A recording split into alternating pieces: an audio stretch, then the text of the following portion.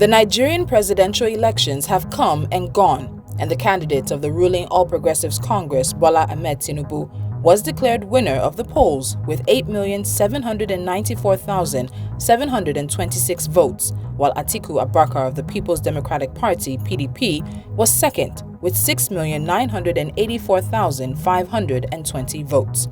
Peter Obi of the Labour Party came third with 6,101,533 votes. The elections were characterized by abysmally low turnouts in practically all states, with violence, accusations of rigging and voter suppression by state and non-state actors also trailing the elections. The candidates of the two highest-scoring opposition parties, the PDP and the LP, have announced their decision to go to the Presidential Election Petition Tribunal. While that is not an option that has ever panned out for opposition candidates at the presidential level, it is important that any misgivings on the electoral process be expressed and possibly corrected by the judicial system, rather than have them addressed outside of the legal system by non-state actors in injurious ways. For now, the incoming president is Bola Tinubu, and the country he will be taking control of is one that has been led into its poorest economic, social, security, and inter-ethnic circumstances by the Muhammadu Buhari administration that Tinubu helped get into office in 2015. Officially, 1 out of every 3 Nigerians who qualify for the labor force is unemployed, and another 22.8% are underemployed. So Nigeria actually has a combined unemployment rate of 56%. Nigeria has an inflation rate of 21.8%, the third highest of an OPEC member, and only behind the infamous pair of Venezuela and Iran.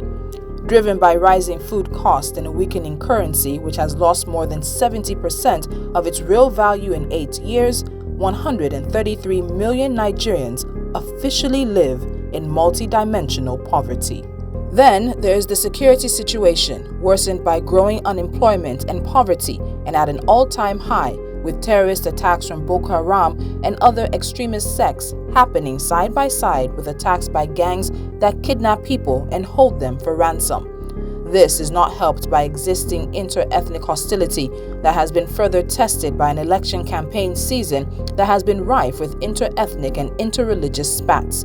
This culminated in Nigeria getting an all-Muslim presidential and vice presidential ticket elected into office after the opposition split itself into different blocs and spent most of the campaign season fighting itself.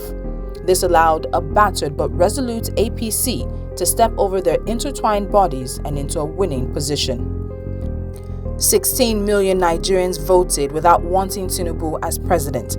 Tinubu must recognize that his victory is a somewhat lethargic one that did not spark celebrations in many parts of the country, even in Lagos, where he lost to the opposition Labour Party. There is ethnic, regional, and religious dissatisfaction and competition that he must address alongside other elements of governance. In October 2022, Tinubu released an 80-page manifesto that gave different levels of details on his plans for the economy. But the immediate agenda of the Bola Tinubu presidency must address the social, political, and ethnic upheavals that have been further stirred by a long and bitter electoral season. The country is already dealing with separatist and insurgent violence in several regions, and the discontent should not be left to become fuel for more ethnic and religious strife. If nothing else, Bola Tinubu is a shrewd deal maker, and right now his immediate agenda has to be to make a power-sharing deal with the Nigerian people. The first and possibly least important component of this is a government of national unity, a broad coalition government comprising all relevant and willing opposition parties. Getting the input and participation of different blocs would help ease tension and secure buy-in. This is complicated by the opposition's resolve to seek legal action against the announced results because they insist that the elections were rigged. There's also the fact that these multi-party coalitions tend to reward individuals much more than they are likely to unite people and improve governance, but every little bit counts.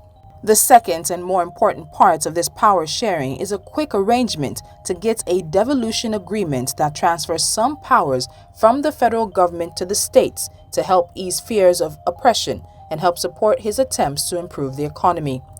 The offer of devolution was the bedrock of the Atiku Abubakar campaign.